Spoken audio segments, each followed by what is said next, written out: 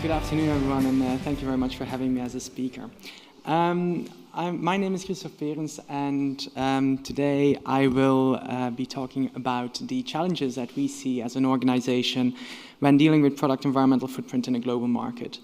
And to be very honest, we didn't really have to think very long about the subject because with more than 55,000 products being sold worldwide in 5 different business groups covering 40 different divisions, well, we did expect there to be a couple of challenges, and a one-fits-all methodology simply wouldn't apply. I really hope, and this may be, well, surprising, not really surprising, but a bit selfish, but I really hope that this is familiar to many of our colleagues as well. But we definitely do see a couple of challenges here. Even though qualitative environmental assessments have been part of the way that we conduct life cycle management for many years now, and it really has been part of that for a long time, we do see that there is an increasing pressure now for quantitative product environmental footprint data. And that is because of regulatory activity that we see, and as an example, there is Grenelle 2 and also the construction products regulation on European level. But also different member states that definitely start including life cycle considerations in their green public procurement criteria. On top of that, we also feel that customers are, even more than having the availability to data, appreciate transparency of companies that are willing to provide that data. And then we also see industry initiatives like, for example, stationary products in France, the construction products eco-platform on EU level, and so on. So it's very clear to us that environmental footprinting is no longer just an internal environmental decision-making tool.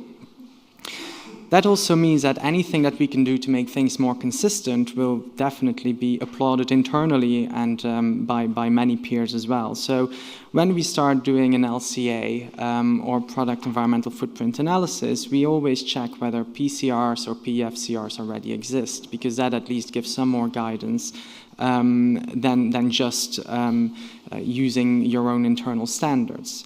But also, if multiple PEFCRs or PCRs exist, are they globally consistent or globally accepted? A lot of that is due to familiarity with the standards or the methods, but also the different methods that are out there and how you really look at them. And once you've done an assessment for one or using one methodology, is there mutual recognition to avoid having to do it twice, 3, 4, 5, or 6 times? So all of that comes down to 2 questions really, and it's how best to assess a product that you manufacture in 2 different locations, let's say Asia Pacific and the US or Europe. Do you want to assess it in exactly the same way, and can you use the same model across the globe? And also, once you've assessed it, can you use that model globally? And maybe there, a question that we have is, do we want to work on some kind of worst-case scenario where we analyze all the PCRs that exist and then basically take the worst of all, or the most stringent criteria of all these PCRs and implement that in our study?